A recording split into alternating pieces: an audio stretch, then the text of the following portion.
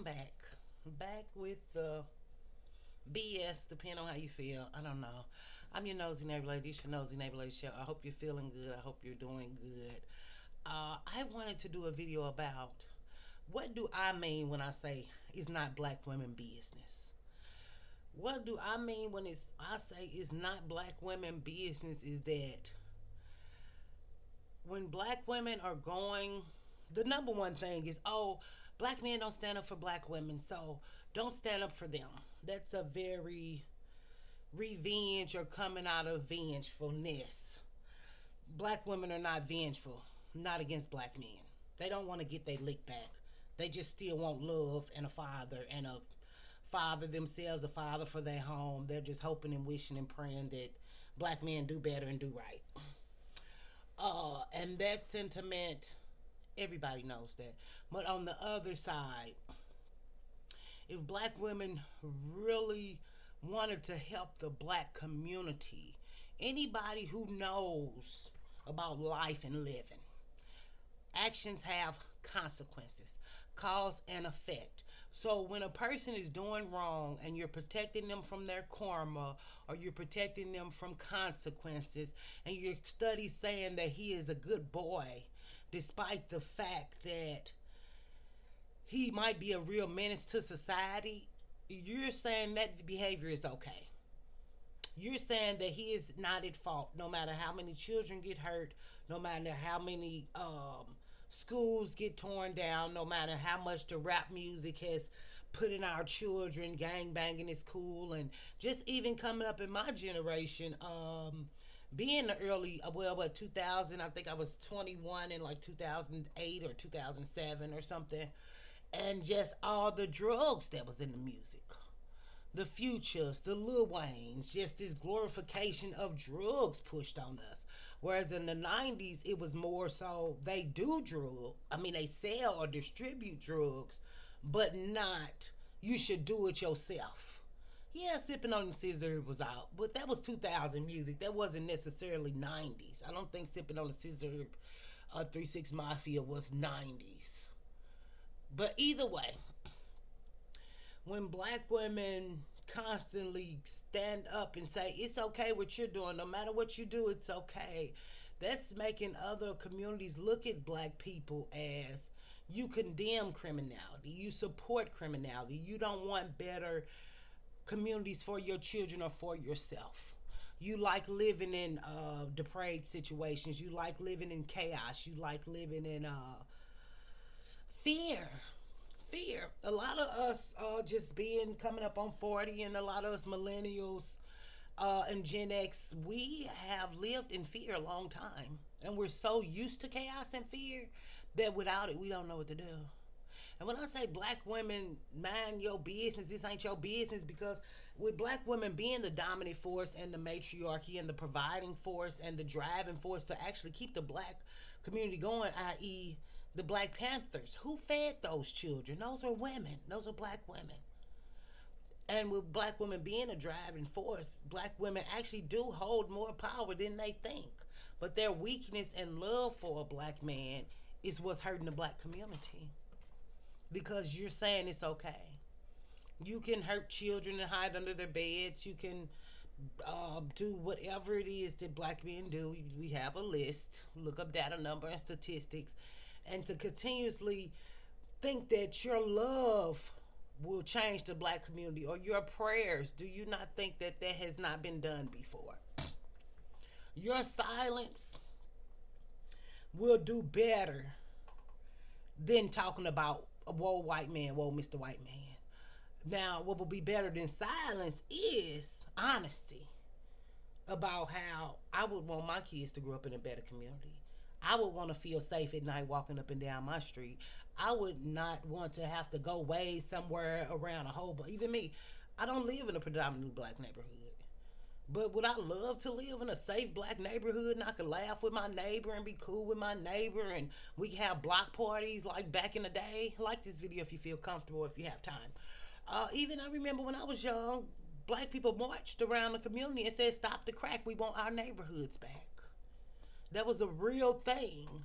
Not getting online and saying what the white man is doing, but being honest about what the black man is doing or what other black women are doing that's making us look bad and making the people look at us as bad when we're all not bad people.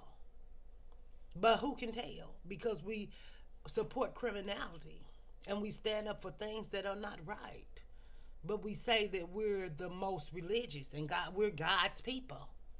And we were here before everybody and we're the mother of civilization. So it's very contradictory. And when I say black women mind your business, is find your peace within yourself, because if you keep chasing and jumping up every time somebody say it's racism, you're going to drain yourself, you're going to age yourself, and you're going to lie to yourself because your life does not reflect what black men are going through.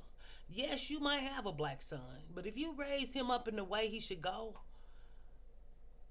the chances of him becoming a derelict or a delinquent will go down. But sometimes we really can't help what society injects in our children. We can't help what they scrolling on the phone. You can monitor all day.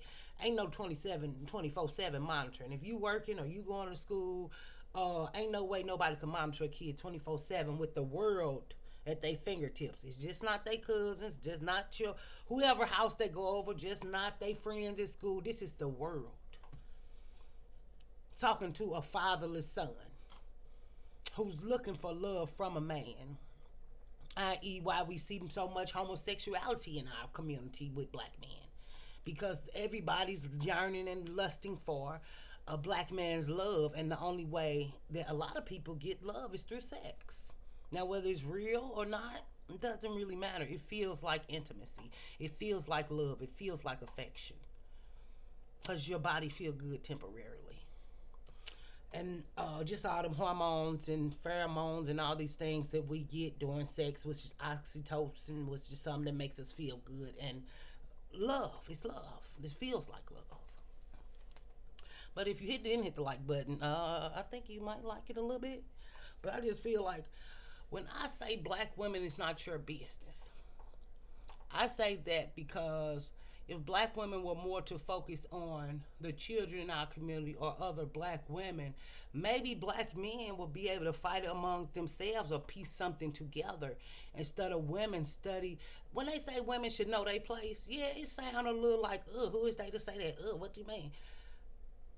Women should know that sometimes men need to deal with men issues. And because we don't let black men be men and we call them all boys, and the white man called him a boy, he racist, but we call him a boy, now he's still a baby and he's 30 years old. It's like black women won't let black men grow up.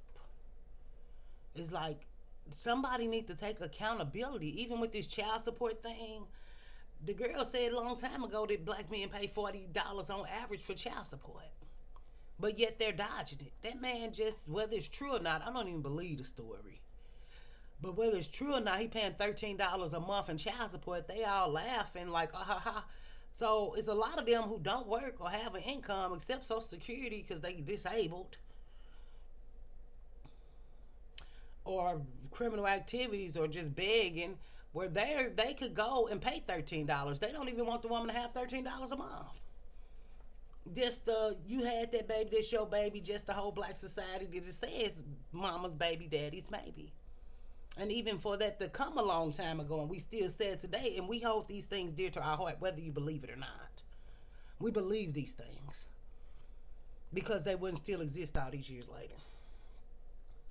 But when I say black women mind your own business, your life should be that of, if you care about black people, should be nurturing black women and girls and other black women, and not arguing and fighting and going against black women because she don't look how you feel she should look, because you're a hater, because you don't understand her struggle or what she done been through. Focus on the positive. Focus on, if you want to. I just don't feel like black women caping for black men has took the black community anywhere, because black men don't want it. Black men don't mind being oppressed, because if they did, the society would look different. The black community would look different. If black men wanted safer communities, Black women are not out here shooting up communities. Yeah, it's a black woman now somewhere shooting somebody. Black women definitely didn't do that stuff back in the day, but now, yeah, pow, pow, pow. She learned from a nigga. But black women haven't stopped the violence yet. Black women haven't stopped black men from doing whatever yet. The violence. Oh, y'all don't want to be in with white women? Y'all ain't stopped that yet. You don't have control over other people's bodies, lives, minds, but you can control yours and the future generations coming up. But it's not your business because ain't nothing you can do. You don't think black women tried all these things before you, the first black woman to come up, and you gonna make a difference? You're nuts. Black men can't even make a difference in the black community. We don't even have any black leaders. Our leader is a rapper. He's not a pastor. He's not a preacher. He's not a teacher. He's not a superintendent. He's not a construction worker who had a passion to clean up the black community. He's not an alderman, a politician. He's not even a garbage truck man who kept driving through the hood and tired of young black boys strung out on drugs. None of this. Black women just want something to believe in. And I get that. We all do.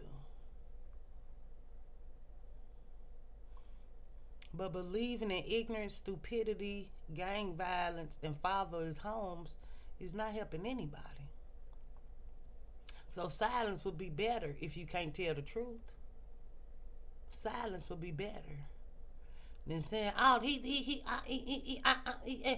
because half the shit that come out y'all mouth, I don't think y'all even have a grasp or concept of how it sounds. I don't even think a lot of black women know that they feel the way they feel and what are they articulating when they talk. I think that they come from a place where black people been talking shit so long that don't mean shit never happened, that we just used to shit talking. Don't nothing ever have to happen. Don't nothing ever have to change. It's just a belief system and nothing that really exists or have value. Being black don't have value if you can't go to a black store and get your hair products, which I can't. I ain't no black hair product place over here. Who frying chicken? If it ain't Popeyes or Lee's or whatever churches that are big corporations owned by a white person, Indian Arab people and Chinese people frying the chicken. So what, I should go to somebody's house and tell them to sell me some chicken that they don't have or they not selling plates? I'm not going on Facebook Marketplace. Shit, y'all go on there. I'm not fucking with no damn Facebook. Y'all won't catch me on Facebook. I'm on Facebook, baby. It's for 2 days to send that message, send my number, deactivate. Okay? But I just feel like I wanted to clarify what I meant, and I'm trying to think if I have anything else as to why black women need to mind their business.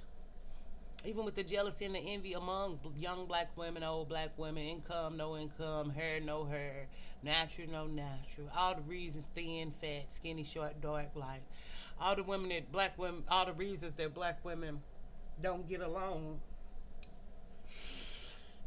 like, that's something to work on. That's something to work on within yourself and within other black women. When you feel that envy or that anger or that hatred for her and you ask yourself why, is it because she's beautiful? Is it because you think she make more money than you? Is it because her hair long? Is it because it's natural? What in her provokes anger in you?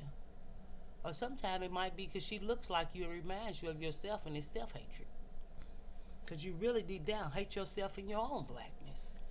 Because when we really think about blackness and what it represents, our subconscious know that we don't even want blackness a lot of time. Because black men don't want blackness and have a lot of self-hate. I.e., that's why black women have a lot of self-hate. They get it from their fathers and their brothers. And whether you know you're internalizing this or not, you're following niggas. So when you follow niggas, you do what niggas do. You believe what niggas say. Therefore, your mind is warped and twisted like a nigga, which has gotten us nowhere in the black community. But the children stay in danger. The women are in danger. Our young boys are in danger. Men are in danger. They're scared of other men. I.e., why black men get a job and they go get it, go move amongst all white people, way, way away from black people. But black people can't be honest about that type of stuff. So I think silence is the best strategy for black women on these matters. Or when you old and fat and fucked up and ain't aging right and look like you 90 and all that shit, and you drained and got high blood pressure and diabetes and all that shit, that's gonna be on you, girl. Ain't no nigga coming to take you to the doctor to help you exercise or to remind you to take your high blood pressure pills. Cause you done wasted your life chasing some shit that ain't real. Black men don't want freedom. They don't want to be free. They like being oppressed, cause then they could be the victim and say, "Woe is me," and get free shit. But that's y'all business. But I figured I would come down on it and isolate it and really chew on it and make it tangible, so you don't think I'm just saying, "Man, your business," that like if your son, if your daddy, if your kid. I'm not saying that. I'm just saying that the past generations, the shit ain't worked to keep grown men from their consequences. When your consequences come down, ain't nobody coming guarding for you. Ain't nobody helping you hire no lawyer. Ain't nobody bonding you out of jail. Ain't nobody taking you to the courthouse. Not no nigga anyway. You might can find a black woman who will. Sister, cousin, grandma, auntie. Ain't no nigga taking you. Unless it's in your car. He might take you in your car. Yeah. Do that count? Girl, stay beautiful. Stay handsome. Stay wonderful, you. If it is for you, like the video, so go on hit that like. I'll see you next time. Bye.